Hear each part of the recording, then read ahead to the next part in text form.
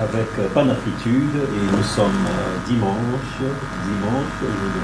dimanche de Pâques pour les chrétiens. Vous savez, en Afrique, les chrétiens musulmans, athées, ceux qui croient au crâne de leurs ancêtres, etc.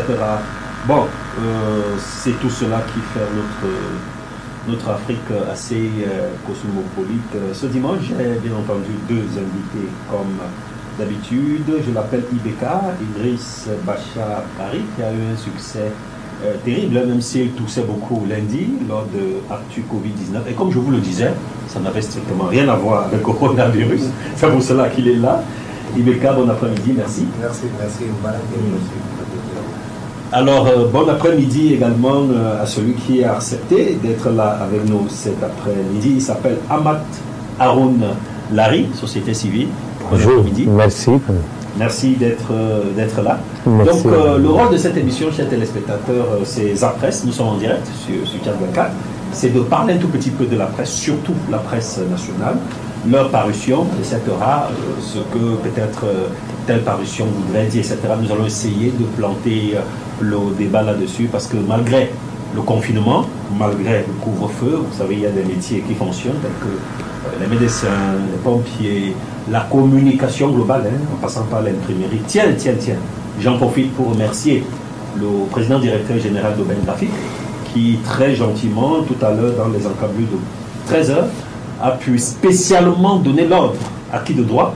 Et je remercie également Jérémy qui il s'est plié en 4 pour que nous puissions être à jour en matière de presse. Alors, sur la table, il y en a, je ne sais pas si vous le constatez à la maison, le pays, N'Djamena Hebdo, l'Observateur, Haut-Parleur, Sahel, l'Info, le Visionnaire, et bien entendu, l'incontournable Progrès, qui est pratiquement le seul journal qui semble se positionner au quotidien. C'est un journal qui tire du lundi au vendredi. Il y a même souvent d'autres tirages exceptionnels et plus ou moins spéciaux. Alors, je commence par Ibeka en demandant si le pays qui a eu à l'accueillir, à le former, à lui donner certaines ossature pour qu'il puisse venir se tenter dans son pays qu'est le Tchad.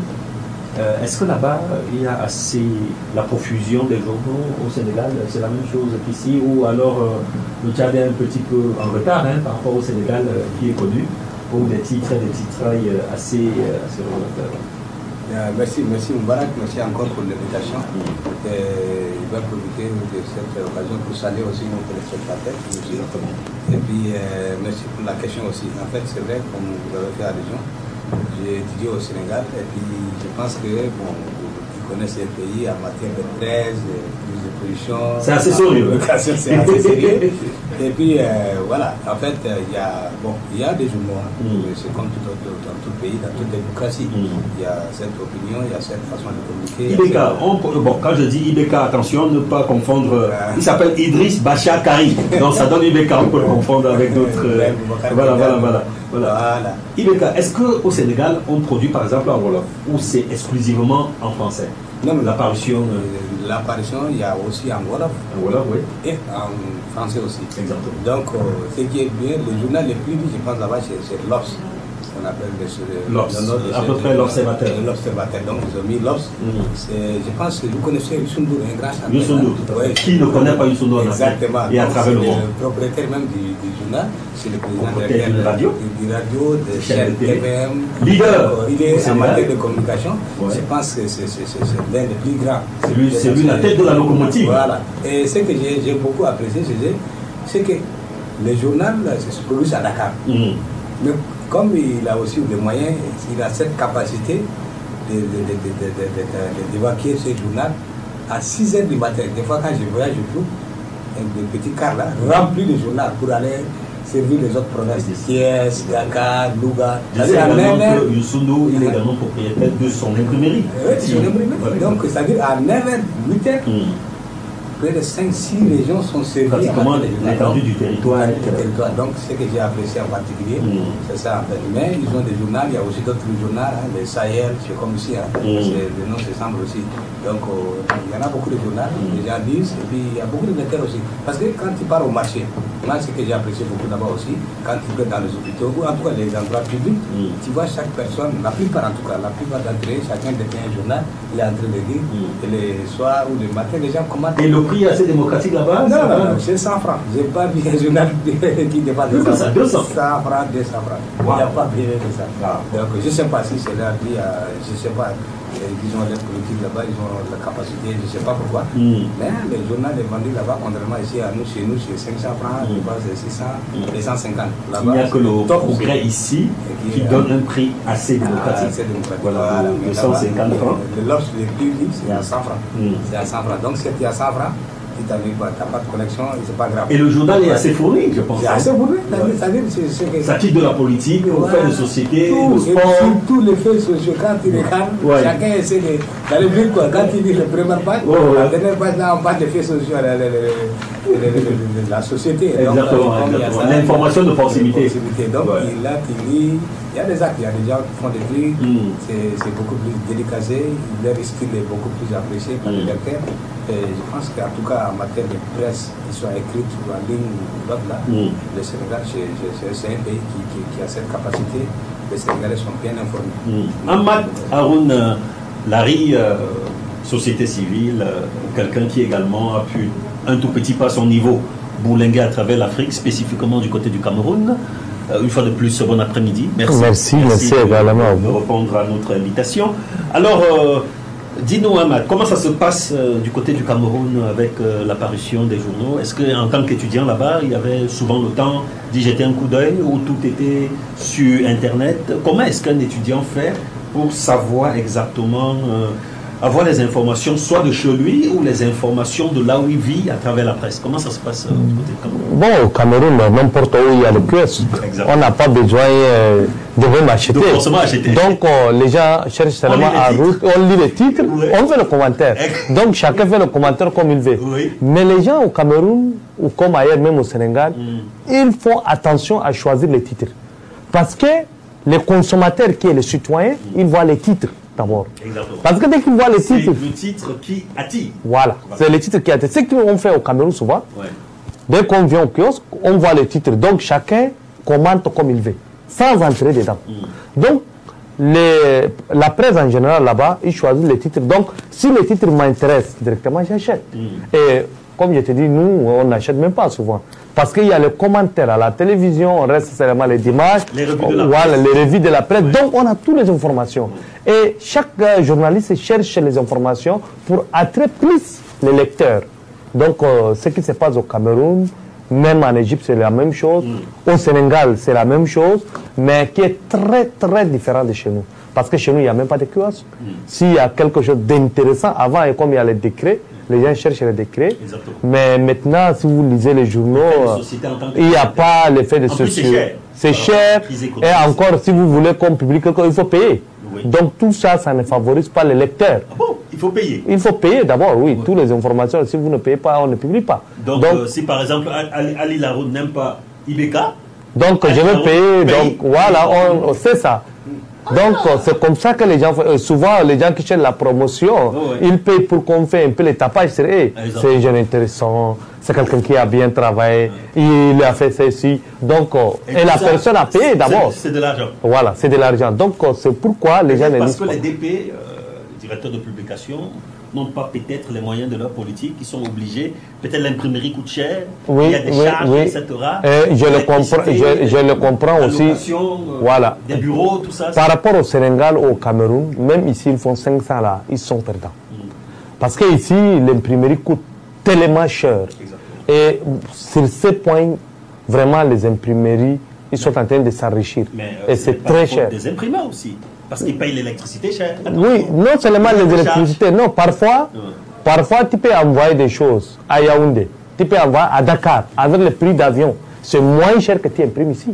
Donc tout ça, ça ne favorise pas. Donc c'est pourquoi les DP sont tous pauvres avec les motos même. Il ne faut pas le dire. Hein. Oui, mais il faut le dire. Oui, mais ce n'est pas tout le monde. Il faut le comprendre. Donc si on achète, parce que les Tchadiens ne sont pas des lecteurs. Au Sénégal, au Cameroun, même si tu vas à 25 francs, les gens vont lire. Mais au Tchad, même si c'est 1000 francs, combien de personnes qui vont lire? Sauf s'il y a quelque chose qui est intéressant. Exactement. Et que comme vous avez. décrets. Voilà, comme le décret. Donc, c'est ce moment que les gens courent pour chercher. Donc, à part ça, les gens ne s'intéressent pas parce que la marchandise n'est pas bien servie. Et comme je vous dis, les titres aussi, et encore sur la recherche des informations.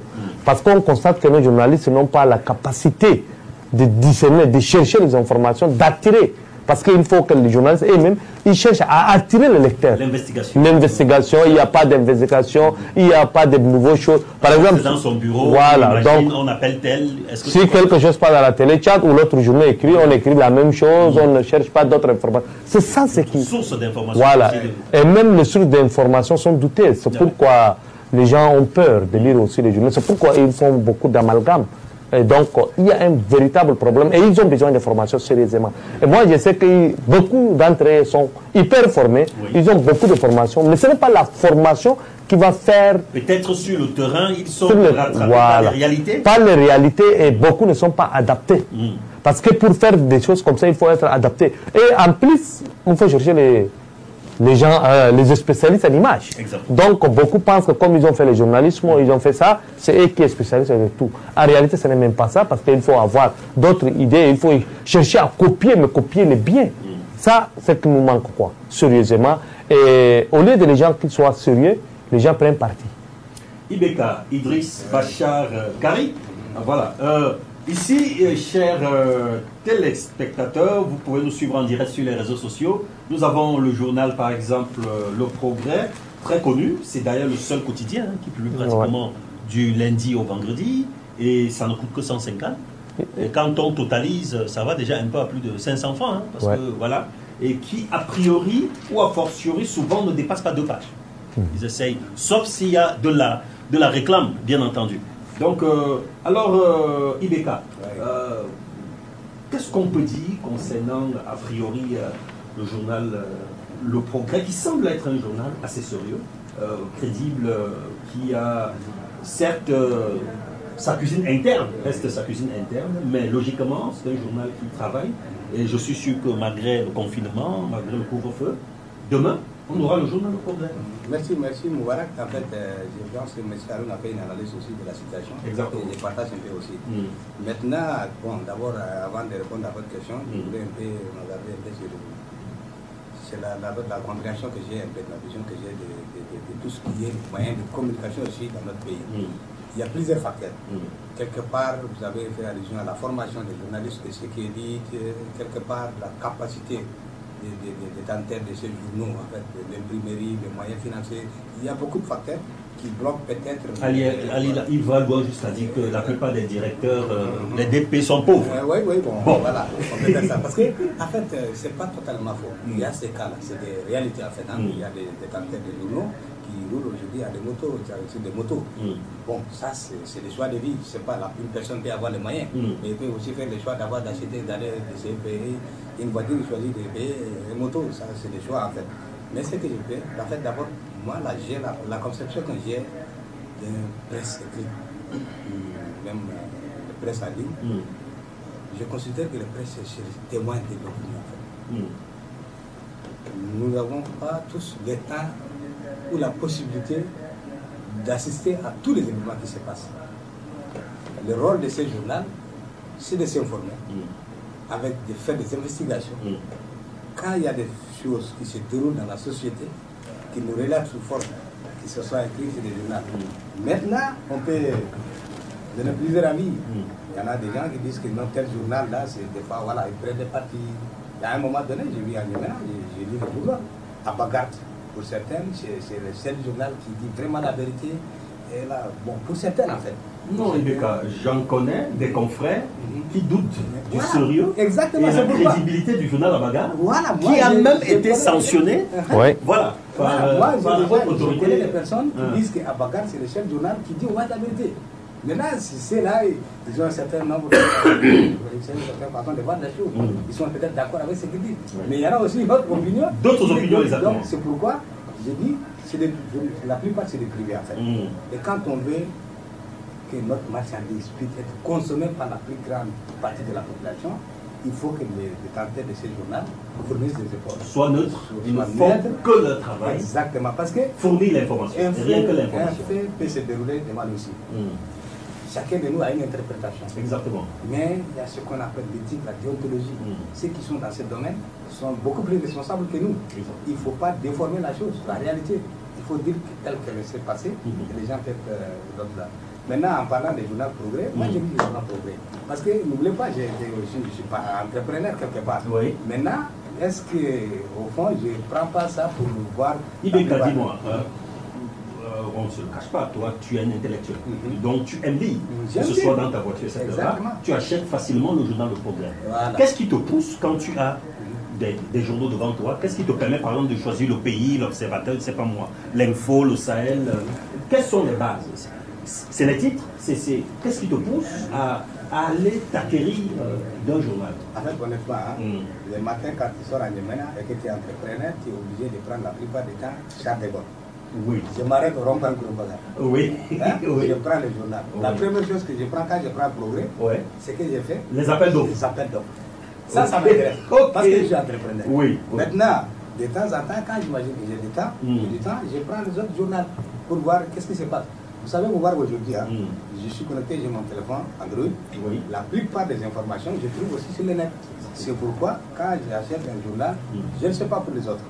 Mais Ibeka, la plupart des journaux ne sont pas connectés, ne sont pas toujours en ligne, spécifiquement au Tchad. Au Tchad. Non, mais en fait, c'est-à-dire les informations que je trouve sur ce journal, ou l'Info, ou Sahel, ou l'Observateur, je trouve déjà sur l'Internet. Donc, moi, je prends souvent le Progrès.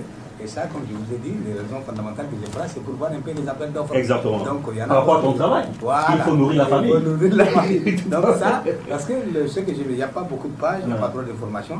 Mais je pense que c'est un journal qui a une style.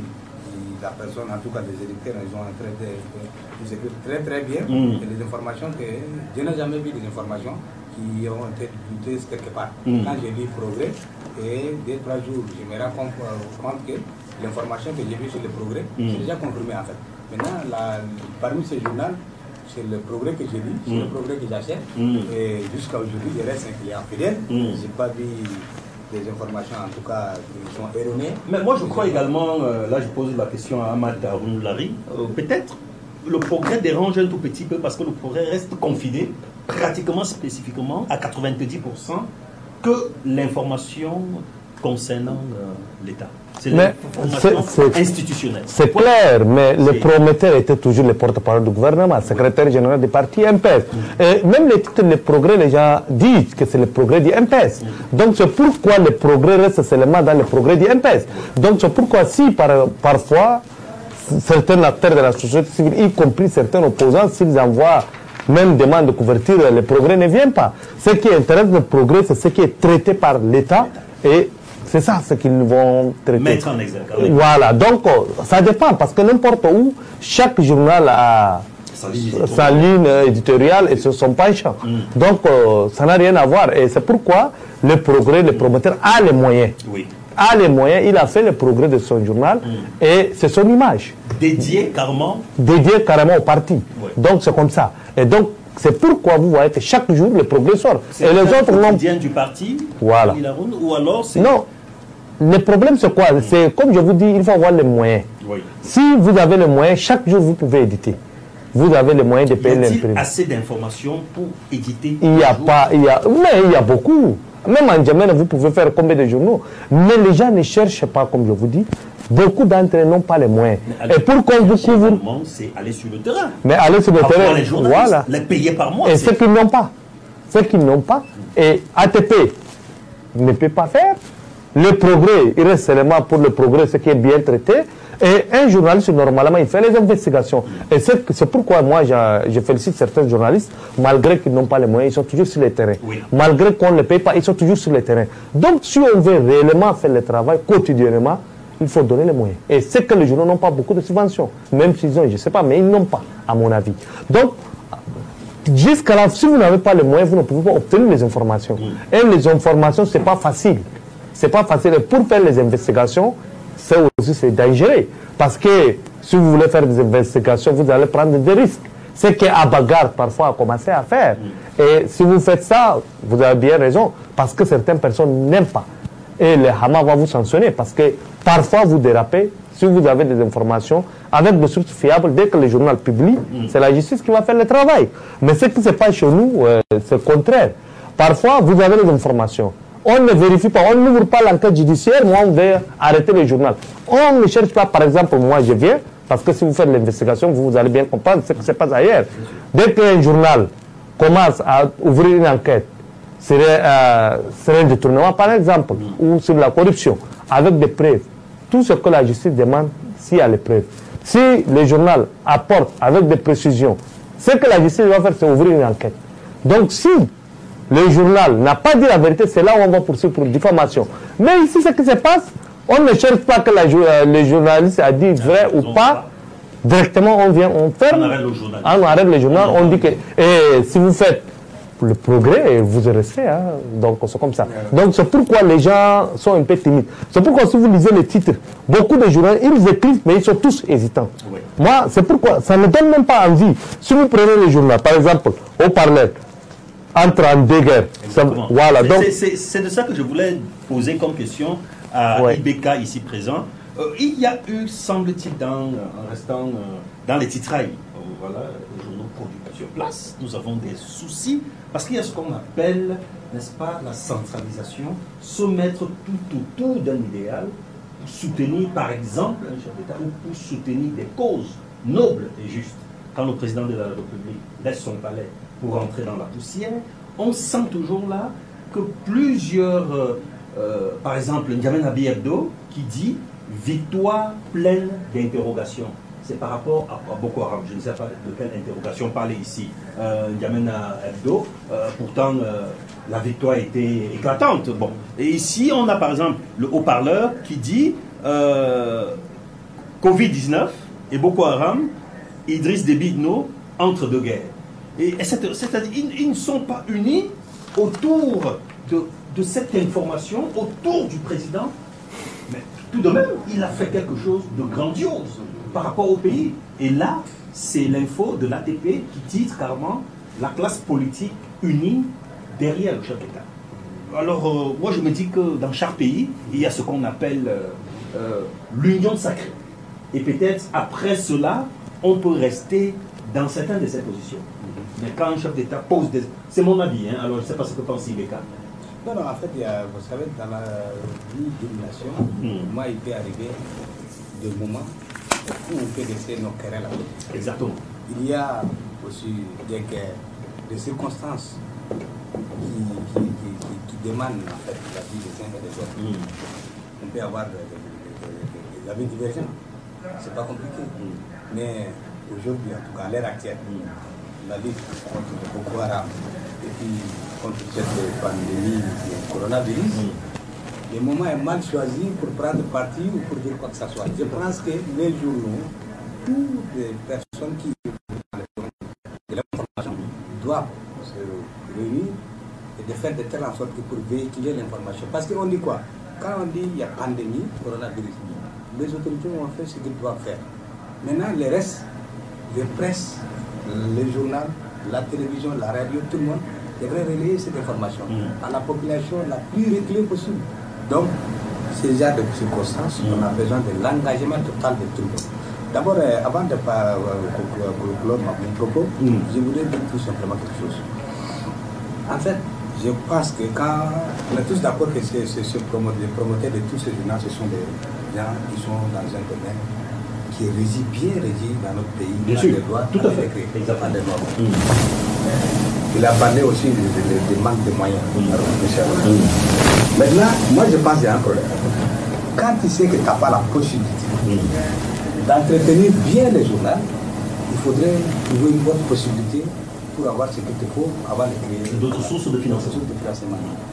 Créer un journal et que quand il y a un manque d'information, et que quand vous ne produisez pas, vous dites que parce que voilà, c'est vrai, le gouvernement peut-être, je ne sais pas, va subventionner les détenteurs des journaux. Mais si les journaux aujourd'hui ne publient pas quotidiennement, c'est là le manque de moyens, on ne peut pas régler ça sur le côté du gouvernement. Moi, je suis un entrepreneur. Je pense que quand je dois créer ou mettre en place quelque chose, il faudrait que je sache mes capacités financières. Est-ce que j'ai le temps d'envoyer tous mes journalistes sur le terrain? Est-ce que j'ai le temps de publier, d'imprimer autant que possible? Si je n'ai pas ça, ce n'est pas au gouvernement. Le problème est ailleurs. Donc il faut aussi faire ça. Maintenant, si ce n'est pas maintenant, je ne savais pas que le journal Progrès, ça appartenait à l'autre là. Non, quand je vous ai dit tout à l'heure que j'ai lu le journal Progrès. Par rapport aux appels d'offres. Par rapport aux appels d'offres. Tout à fait. Mais je ne vais pas lire seulement les appels d'offres de l'autorité. Non, je lis ce qui est là aussi. Bien sûr, bien sûr. Donc moi, ce que je dois à tous mes frères, qu'il y a des domaines. La communication, comme on dit quelque part, c'est le quatrième pouvoir. Sinon, même certains vont jusqu'à dire que c'est le pouvoir absolu. Absolu. Voilà. Donc, toute la population, toute l'opinion est informée grâce à ces mécanismes-là. Donc, il faut que les gens se battent. Dans ce domaine, quand on est là, quand on se lance, il y a des risques. Il faut se battre. Les gouvernements, c'est normal, parfois, si on publie des choses qui sont un peu... Voilà. Mais il y a des mécanismes de contrôle, je pense. Il faut passer par là. Il y a la police judiciaire, il y a la justice. Donc, j'entends souvent parler... que les journalistes se sont arrêtés par-ci par-là. Je n'ai jamais été témoin de ça. Je ne vais pas prendre parce que je sais, je dois parler. C'est la même chose au Sénégal, IDK? Non, c'est non. Les journaux au Sénégal, chacun a son journal. Je n'ai jamais entendu que Youssou N'Dour a des litiges avec la justice ou ailleurs. Non, ça. Peut-être parce que Youssou N'Dour essaie de privilégier dans l'information le gouvernement. Parce qu'on sait que Youssou N'Dour a soutenu Macky Sall. Mais même pas ça. Ça veut dire quoi? Il faut comprendre le système en fait. On vit dans un système, dans un pays, la démocratie. Il y a des limites. Il y a un journal, il faut relayer les informations. Est-ce que le fait de critiquer, c'est déjà une information? Si les gens pensent que si le journal ne critique pas ou ne fait pas de fausses diffamations, elle est empêchée, donc c'est pas normal, ça je dis c'est pas bien. Je suis d'accord qu'on laisse les détenteurs des journaux de publier l'information exacte. Maintenant, par exemple, avant de venir, je voulais juste ajouter une chose. Je ne sais pas, vous avez vu les titres de Journal Agro, une victoire pleine d'interrogations. Victoire pleine d'interrogations. C'est même la question que je voulais encore formuler à mon ami Haroun. Le titre même, ça m'a... Interrogateur quelque part. C'est simple pour moi. Parce que pour moi, victoire, c'est victoire. Excuse-moi, le match Real-Barça, c'est soit victoire, soit nul. Maintenant, moi, c'est que je sais. Le président a gagné, non, par rapport à Boko Haram? Oui, mais le problème, c'est quoi? Le problème, c'est où? Moi, je suis parfaitement d'accord parce que ça me choque. Lorsque le président est parti, il a pris la tête de l'armée, et en tant que chef suprême des armées, pour défendre sa population, pour défendre sa patrie. Et il a pris les généraux pour partir combattre l'ennemi commun qui perturbe. Et c'est pour répondre, c'est pour répondre à ces harams qui ont massacré nos soldats en toute impunité. Et donc, normalement, nous devons être derrière le chef de l'État. Tous les journaux doivent être derrière le chef de l'État parce qu'on est en période de guerre. Si vous vous rappelez, en France, en 2013, lorsqu'ils ont lancé la guerre contre la Libye, ils ont fusionné tous les médias. La France, Média Monde. Contre la Libye? Oui. Ils ont également lors de coronavirus? Oui, tout.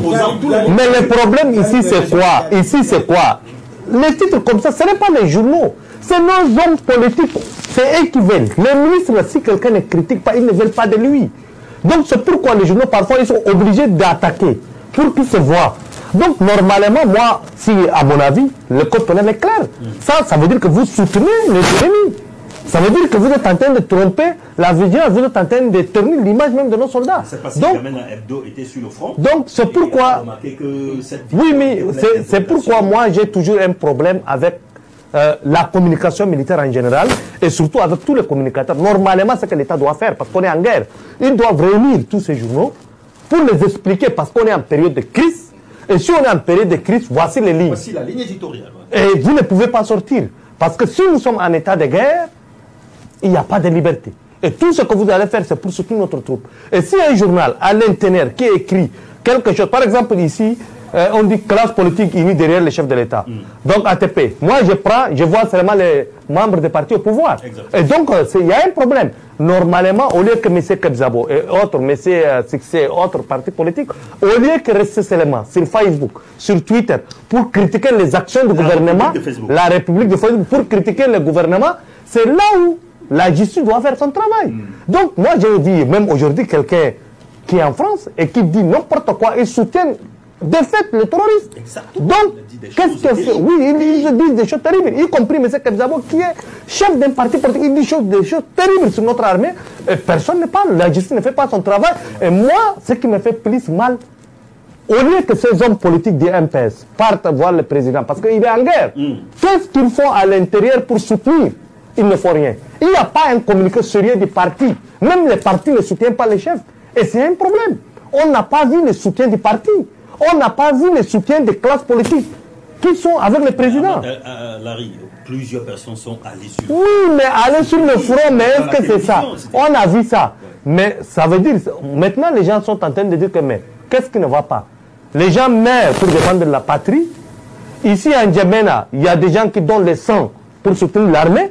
D'autres font les dons pour soutenir l'armée ici. Et beaucoup, voilà. Et certaines personnes partent là-bas pour prendre les photos, pour dire que nous, on est là. Mais ce n'est pas ça qu'on a besoin. On a besoin de contrôler la communication. Le président est là-bas, avec l'armée.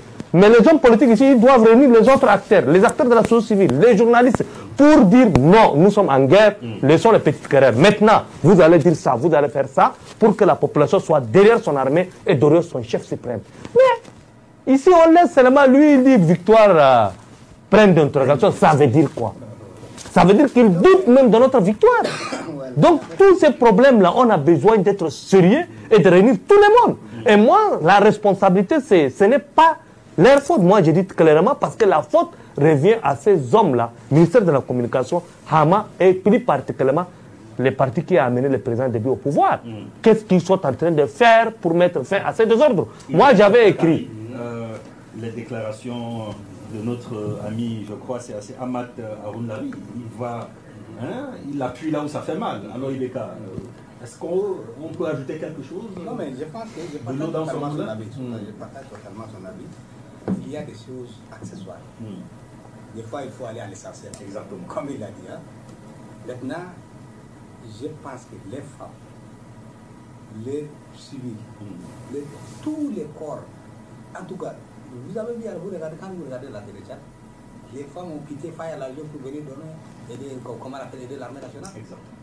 Et si, en tant qu'intellectuel, détenteur d'un journal, on se pose des questions comme ça, maintenant, d'accord, d'abord, Boko Haram, vous savez ce que c'est que.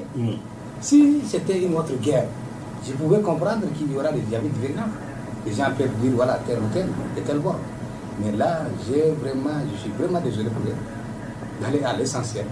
Au jour d'aujourd'hui, c'est bien que c'est vrai, dans les rôles, l'opposition s'oppose, le gouvernement gouverne, dans tout ça. Ça, c'est connu mondialement, tout le monde le fait. Mais le moment est mal choisi. Il y a une victoire. Le président Idriss Déby ne peut pas retourner ça. Victoire incontestable. Incontestable. Oui.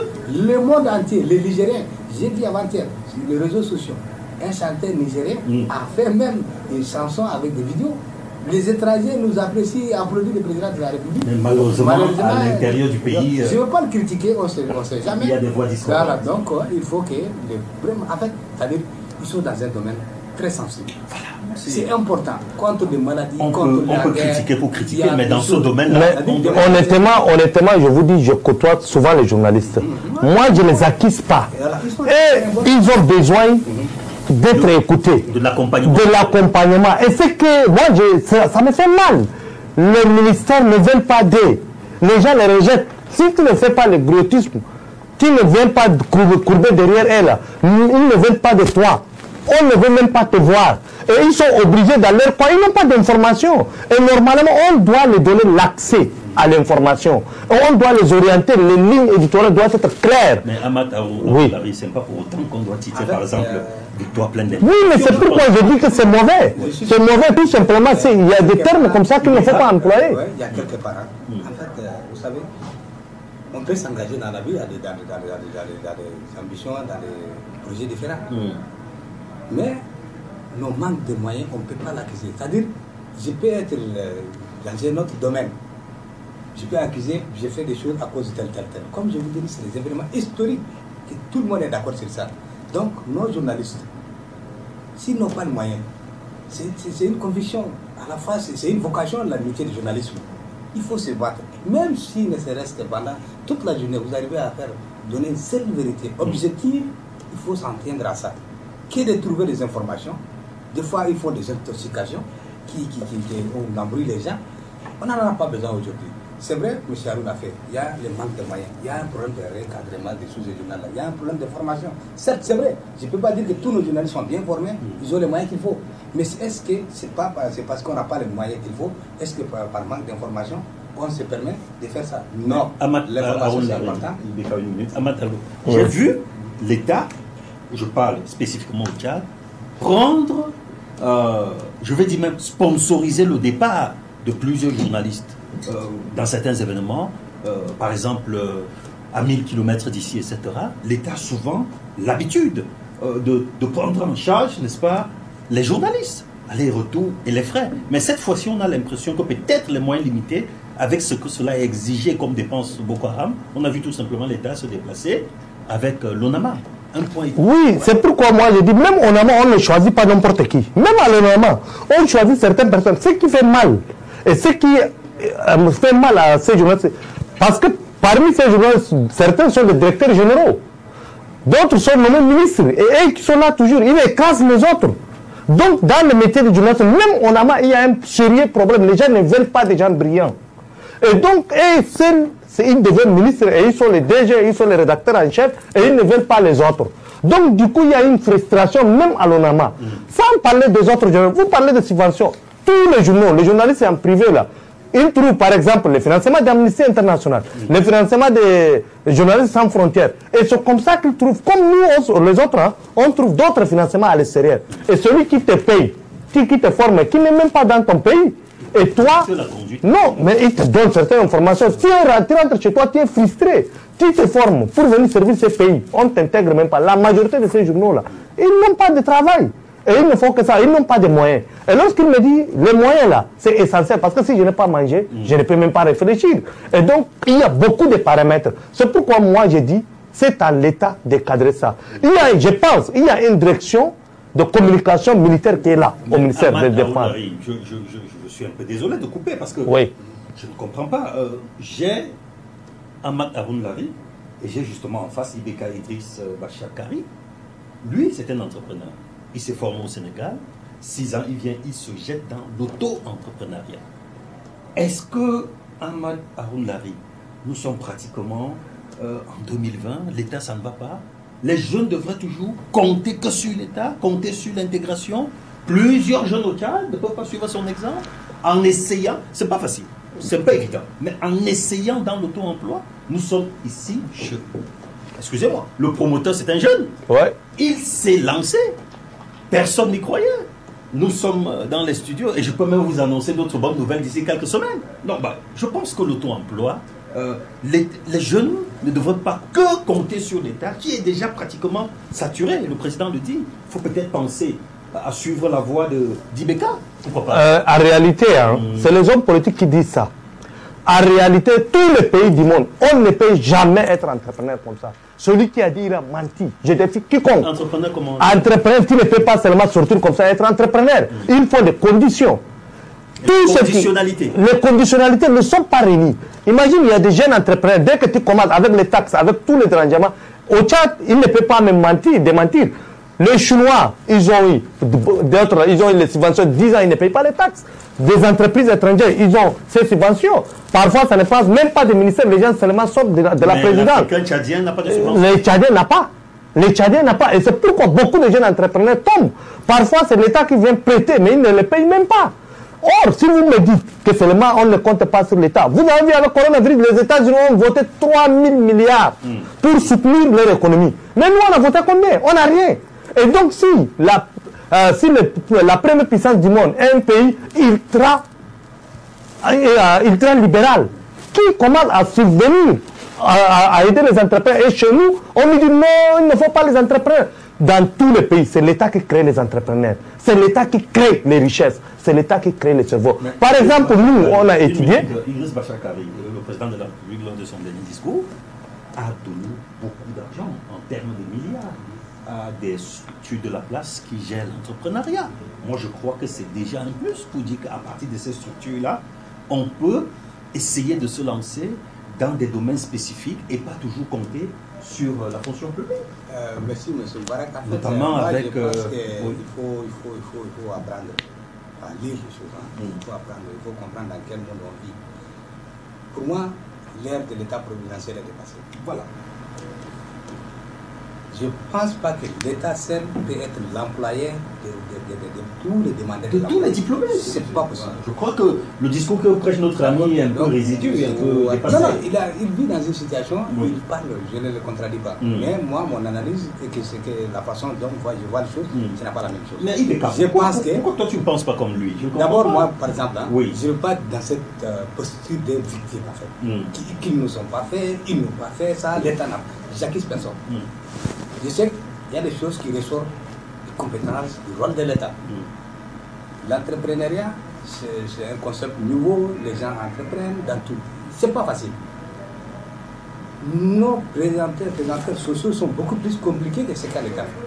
D'abord, moi je pense pour un entrepreneur, moi c'est ce que j'ai besoin.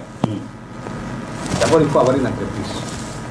Il y a l'ANI, l'Agence internationale d'investissement et d'exploitation. Où je crois qu'avec 25 000 francs, on peut avoir un établissement. Moi j'ai fait 5 jours pour avoir une autorisation. Maintenant, je crois que c'est 72 heures. Ça va? Là, c'est 72 heures. C'est fait. Ailleurs, au Sénégal, c'est 72 heures, c'est 24 heures. Au Rwanda, par exemple, c'est 24 heures. C'est 24 heures. Même au Tchad, ici, vous savez, quand vous vous lancez dans un domaine, il faut aussi se donner les moyens. Il faut faire des sacrifices. Donc, on a beau accuser l'État, mais c'est une solution. D'abord, aujourd'hui, dans notre pays, je ne dis pas que tout va bien. Mais ce que je sais, c'est que l'État ne peut pas employer tous ses demandeurs d'emploi. Qu'est-ce qu'il faut faire? Quelles sont les alternatives? À Moundou, quand le président de la République a lancé le laboratoire, il a donné les 500 millions qu'il a promis à la jeunesse. Quitte à ces jeunesses, des jeunes, de faire des projets bancables, des projets concrets. Les jeunes en bénéficient. C'est là où... Est-ce que les jeunes ont, par exemple, ta capacité, avec 6 ans de formation, tu as un français assez structuré, c'est la même chose en arabe local, etc. Mais donc, tous les jeunes n'ont pas peut-être en fait, c'est ça, dans ton bagage, parce qu'il faut être déjà bagagé intellectuellement. D'abord, c'est intéressant. Voilà. Bon, d'abord, M. Barak, on n'est pas obligé d'être un diplômé avant d'être entrepreneur. Il y a des gens qui n'ont jamais appris, mais c'est le vrai des autodidactes. Il y en a. Maintenant, moi, ce que je dis, c'est un plus. Le fait d'avoir son diplôme et avoir un certain nombre d'informations, ça, c'est les outils qui nous permettent d'aller beaucoup plus et de faire des manières intelligentes, de minimiser un peu les risques aussi. Quand on a assez de diplômes, quand on a assez de votre intellectualisme.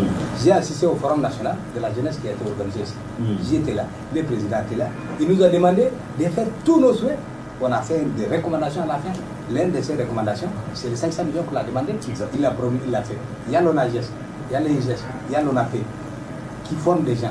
Maintenant, est-ce que ceux qui disent que ça ne va pas, l'entrepreneuriat ne marche pas, je leur pose la question. Est-ce que c'est sûr que ce n'est pas dans tout ce qu'on entreprend qu'on doit gagner? J'ai fait plusieurs échecs, moi. Et c'est tout à fait normal. Donc, et dans la vie, l'échec fait partie justement de l'expérience et de l'expertise. Pour moi, ça me grandit, ça me forme. Donc, je dis qu'on est dans un pays, peut-être qu'on n'a pas tout ce qu'on souhaite. Si Donald Trump vient de donner aujourd'hui des milliards, c'est un cas exceptionnel en fait. C'est un entrepreneur. Je pense que s'il il a évolué dans ce domaine de l'immobilier, c'est pas parce que l'État lui a donné. Au Sénégal, on a fait une opération. Et on appelle l'opération Maître-Bizarre. À son temps, au temps du président Abdou Diouf, ils étaient dans les politiques d'ajustement structurel. Ils ont sorti. Il y avait l'argent. Maintenant, ils ont réfléchi, ils ont dit comment on doit faire. Venez, tous les jeunes qui ont, à son temps, vous savez, le système millénaire n'était pas effectif. C'était les maîtrises. Ils ont donné 3 millions, 4 millions, 3 millions, 4 millions, 3 millions, 4 millions à tous les jeunes. Ils ont pris cet argent. Certains sont allés marier, d'autres ont créé des autres, d'autres se sont permis des voyages. Et ils ont fait l'évaluation de cette opération, c'est tombé à l'échec. Ici, à temps de Mme Aziz Abari, quand elle était ministre, on a donné des microcrédits. L'ONAP, l'Office national de promotion de l'emploi, l'ONAGES. Les gens qui ont pris l'argent, aujourd'hui, elle a la difficulté pour vraiment récupérer, pour voir ces gens-là, est-ce qu'ils sont aboutis. Maintenant, j'ai des projets, j'ai déposé à l'ONAGES, ça n'a pas marché. C'est vrai, je suis en train de voir avec l'ONAP, l'Office national de promotion de l'emploi, pour me donner vraiment des outils pour avancer. Je suis sûr que des fois ça va réussir, des fois ça ne va pas réussir. Mais est-ce que je dois rester dans cette optique pour dire que j'ai fait, ça n'a pas marché, notre État est meilleur, et nous sommes foutus. Donc le discours de Haroun Larry semble ne pas... regarde, moi, par exemple... Non, une minute, je pose la question. J'aime même la nette impression que depuis qu'il est rentré de sa formation au Cameroun, il fait partie de ceux qui ont pris l'argent et ça n'a rien donné. En réalité, moi, j'ai fait partie de la plupart des organisations des jeunes. Même le forum de la jeunesse, là, ils ont exclu tous les jeunes qui connaissent tout ça. Ils ont exclu. Ils ont choisi et ils ont donné aux maires. Nous, on a suivi, on a depuis qu'on a mis en place. Demandez-le aujourd'hui, les 3 milliards l'année passée qu'on a mis, 300 millions pour les associations des jeunes et 1 milliard pour les entrepreneurs des jeunes. On a demandé, ils ont donné à qui? Ils n'ont pas justifié, ils n'arrivent pas à justifier. Cette année, ils ont mis 350 pour les autres et 2 milliards pour l'entrepreneuriat des jeunes. Et c'est la même chose, même on a payé. Nous, on a proposé. Nous, les autres, là, si vous nous donnez, comme tu dis, on va voyager. Mais les auto-entrepreneurs qui sont là, pourquoi on ne les donne pas depuis là? C'est eux, là, qui doivent avoir ça. Oui.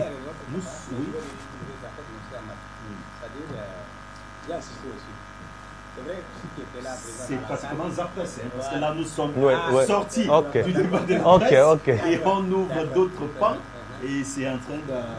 Voilà, on aura le temps... Mais je dirais tout simplement que c'est difficile ça. Maintenant, nous sommes des intellectuels. On ne peut pas rentrer dans ce qu'on appelle le jugement de valeur. Les gens peuvent dire tout ce qu'ils disent. Ils n'ont pas fait, ça n'a pas marché. Moi, j'ai fait des choses. J'ai fait des projets à mon alliance. Ça n'a pas marché. Mais je sais qu'il y a quelque chose qui ne va pas.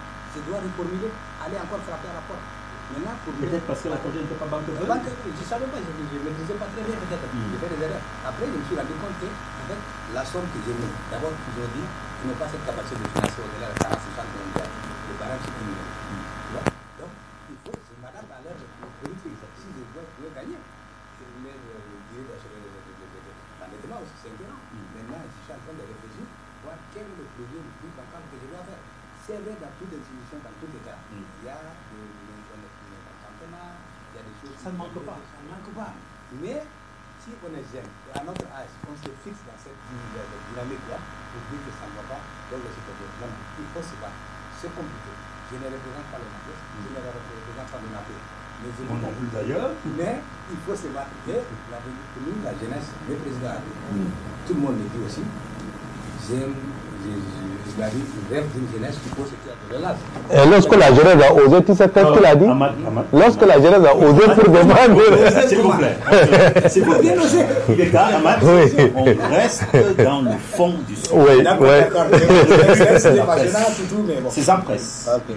L'occasion où on va donner l'opportunité aux jeunes que vous êtes de s'exprimer sur la République qui, depuis 1990, le 1er décembre, a pris l'élan.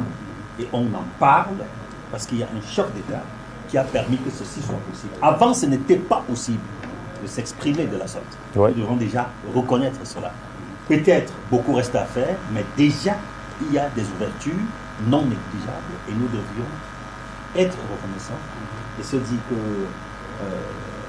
laissons le temps au temps, les choses pourront... Et c'est la presse qui va nous aider. Parce que c'est à eux d'écrire.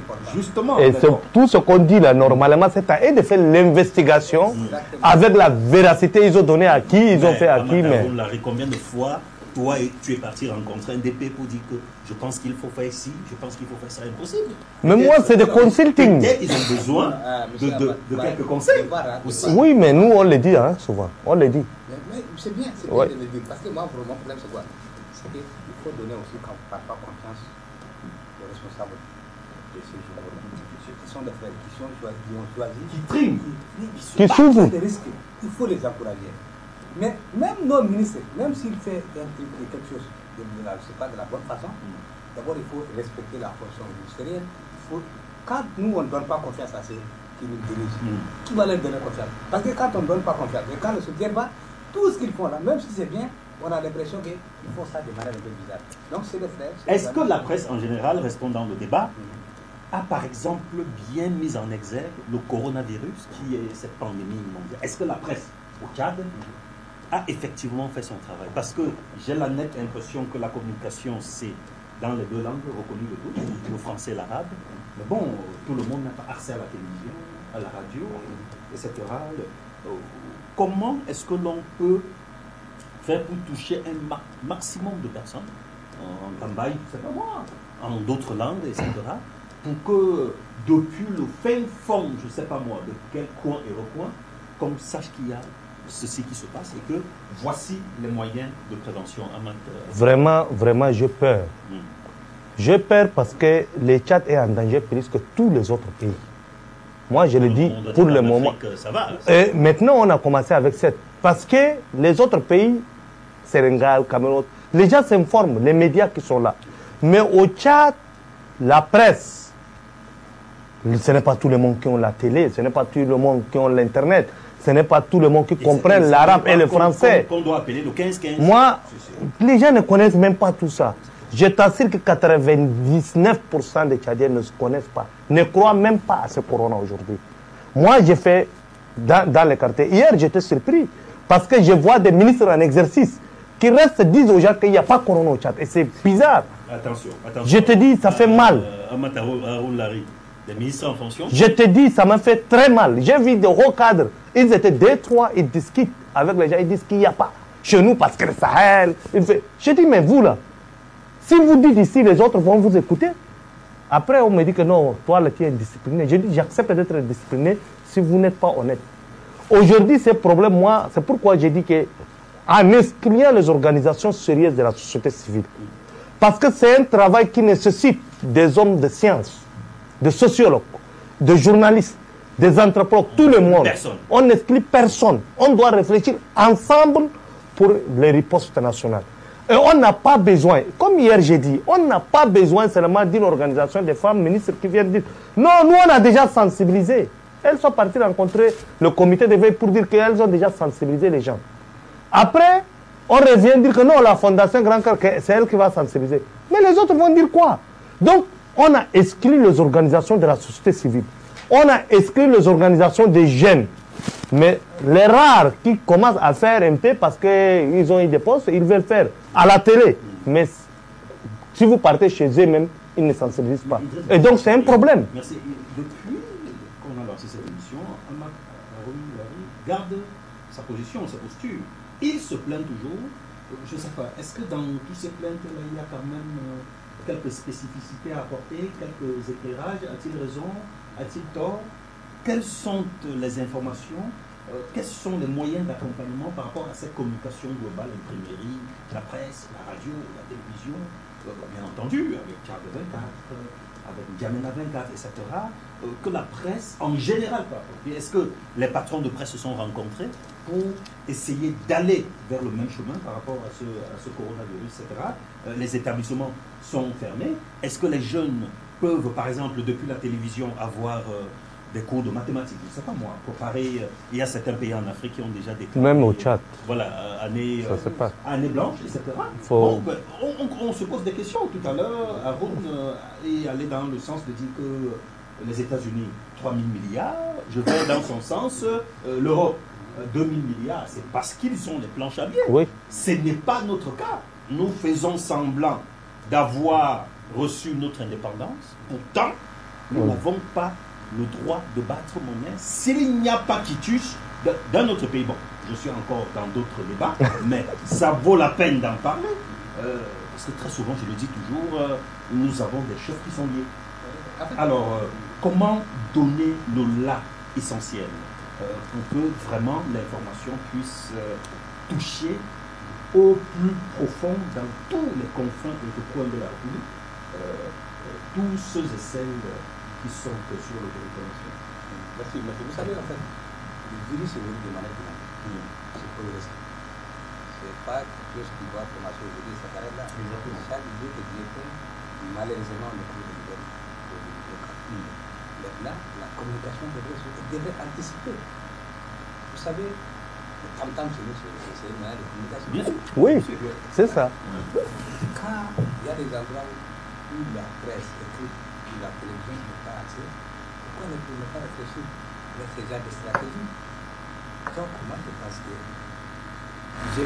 je vois seulement à la télé que les gens publient, ils ont commencé, comment on appelle, ceux qui préparent les baccalauréats, le cours et tout, c'est bien.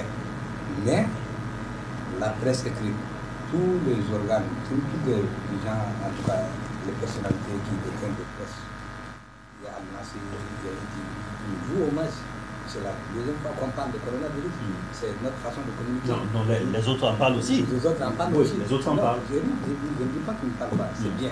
Maintenant, ce qu'il faut faire en fait, c'est que le virus corona, c'est un fait. C'est vrai, c'est que peut-être les gens peuvent discuter des trucs comme ça, je ne sais pas, mais il y en a, ça existe. Mais c'est profond ce qu'ils disent. C'est très grave. Les ministres, ça fait mal. Responsables, ça fait qui, mal. Dans des quartiers, ils vont tenir des propos aussi absurdes. Vous savez, je peux comprendre que les vieilles personnes, les personnes âgées, l'information, c'est nouveau ce genre de virus en fait. Nous qui sommes connectés, on sait très bien quelles sont les conséquences, quels sont les symptômes. Ils ne peuvent pas croire. Moi, chez moi, il y a des gens qui disent que ça, c'est une sorte de rime. Bon, donc à ton niveau, quand quelqu'un qui habite chez toi ou un voisin assez âgé, comment tu fais peut-être même en langue pour l'expliquer, les tenants et les aboutissants? À travers le groupe social, le groupe WhatsApp, quotidiennement, je fais les informations. Quand je m'assois, en langue. En langue.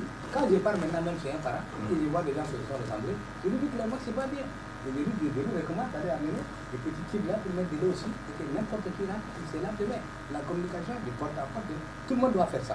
Maintenant, ce que j'ai dit en fait, il faut que les gens se réunissent, même les responsables de tous les pays, qu'ils soient privés ou publics. C'est pas ça, c'est pas important. Ce qui est important, on a un ennemi porter le message. Comment faire de telle sorte, mobiliser toutes les forces qu'on a pour qu'ensemble, je prenais des joies jusqu'à Cobra. Vous savez, des lacs jusqu'à Ouzbéla. Il faut que tout le monde soit au courant.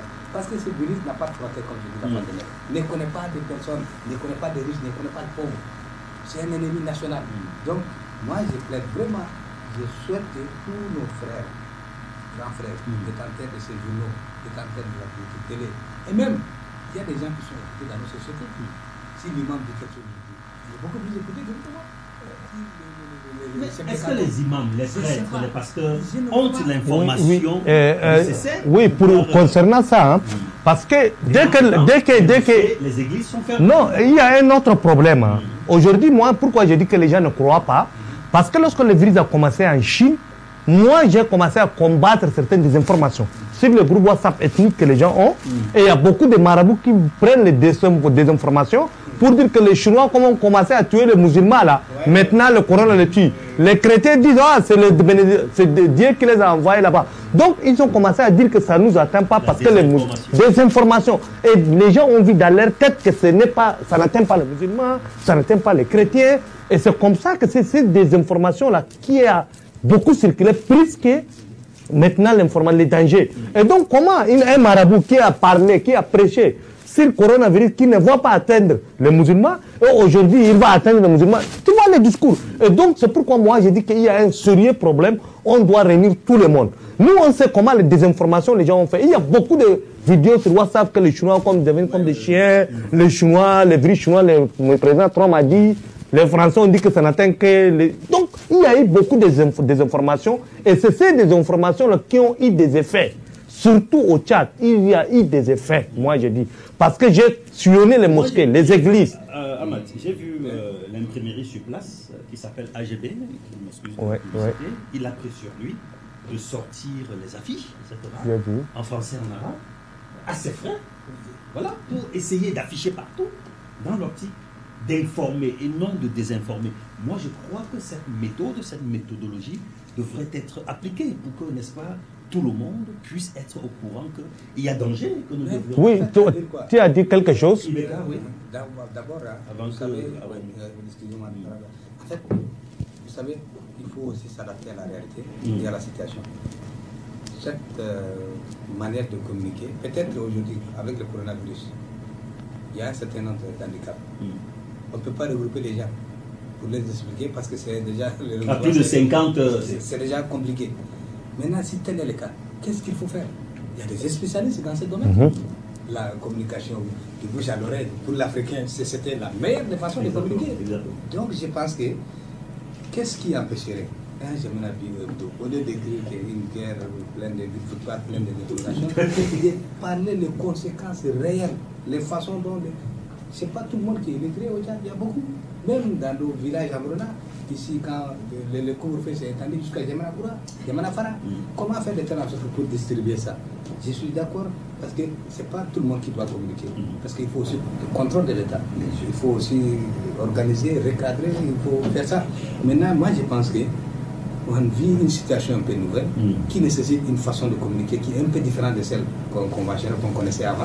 Maintenant, face à ça, si l'information, les presses, la télévision, les radios ne font pas bien leur travail, on va avoir des difficultés. Mohamed Moubarak, jusqu'à là, ce qu'il dit avec les marabouts, c'est vrai. Exactement, oui. Mais il ne dit pas parce que voilà, il est quelque part corrompu. Non, c'est la compréhension. Oui. Mais comment faire de telle sorte pour casser ça. Pour casser ça. Voilà, et donc, il faut faire des presse, il faut vraiment. C'est vrai qu'ils font à la télé. Mais combien de personnes ont accès à la télé? Combien de personnes ont accès à la radio? Et il faut diminuer les émissions parce que quand je conduis ma voiture, je parle. J'attends les FM, les autres FM, j'attends des émissions. Il y a des émissions aujourd'hui qui n'ont pas l'air plan. Ça, c'est après. Mais là, il faut prioriser les choses. Rectifier la vie des programmes. La vie des programmes. Il faut mettre ce qui vient à débat. Il faut prioriser les choses. Il faut vraiment que ça, là, parce que c'est un truc imprévisible. Ça va dans ton sens, Ahmad. Oui, on a l'impression que vraiment, les Africains, ils ont encore des doutes, ils vivent comme si de rien n'était. C'est ça. Et certains vont même jusqu'à critiquer les décisions de l'État, que c'est dû, etc.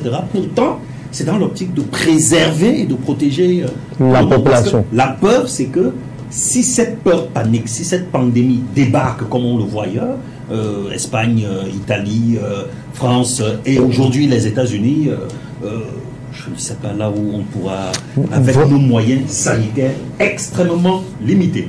Vraiment, vraiment, moi, ça me fait très mal.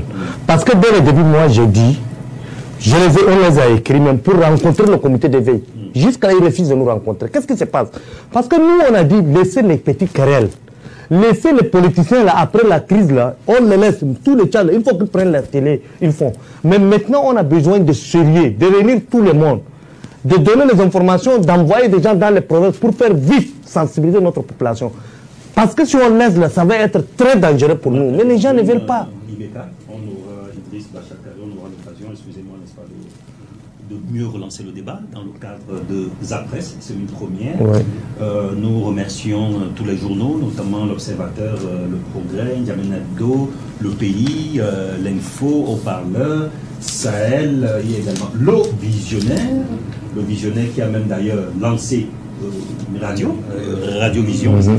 Il faut encourager le paysage audiovisuel au Tchad, pour que cela puisse mieux s'étendre et s'extendre. On aura beaucoup de pluralité et les téléspectateurs, les radioteurs, etc., les lecteurs, chacun pourra, n'est-ce pas, savoir faire la part des choses et faire la différence. Chers téléspectateurs, on s'arrête ici pour l'instant. Nos invités devraient rapidement rappliquer et rentrer. Le couvre-feu, c'est dans en gros 15-10 minutes.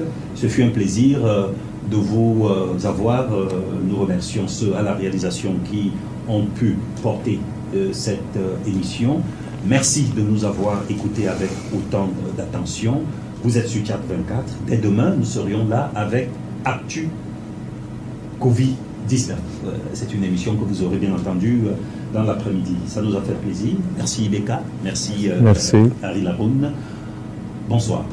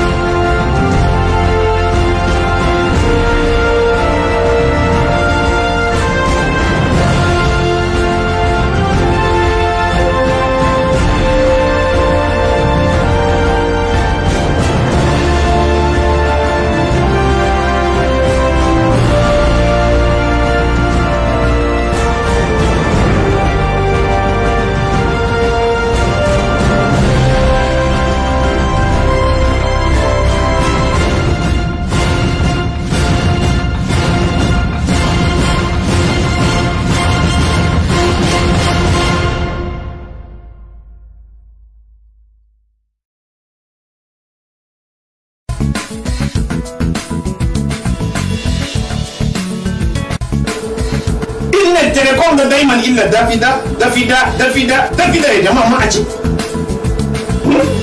ديكودر قال دوبل بلاي. ها؟ يا دبل دوبل بلاي. يا دبل بلاي. ديكودر دوبل بلاي بطل النت تليفون جاب. بتعمل ايه؟ دوبل بلاي ده تشيل فوق الاكران التيلي تشيل قريب 300 وكم شيء. ايوه. وبعدين تكفي 3000 هنا انستالاسيون.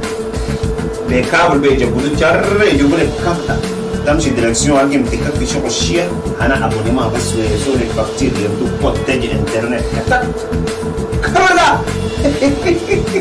انت ايوه. مرتب يالا وش انت كومبليك انترنت خلاص عندي مودم بس يلمون في الديكودر ده وكلام كامل شنو بس نجمع كما في انت كل اللي فاهمك اقول ديكودر انت ايوه ده بين الدبل بلاي دبل بلاي دبل بلاي ده انا يا هذا بكنترين ايوه الله يخليك ترى بس باينه بس ايوه تشيل فوق التيلي كم شين غير 300 او كم شين وكلير ولا قال يربط لك انتين فوق ولا ايوه وبدأنا الانستالاسيون ايوه هو ب 3000 ديكودر دبل بلاي وانستالاسيون كان كل كابل جري يجيبوا دي ركبوا لك كك ده 3 ان شاء الله عايزين نعم كنت تكون قاعد جنبك بس اول ما شافك الرفض وايده ان دبل فايده ما شاء الله ما هذيك شويه دي يسلم اخذها على جثه اللي انا ادري شو ده النار ده قاعد داخل اذا مالك ده ما ديكودر يناسي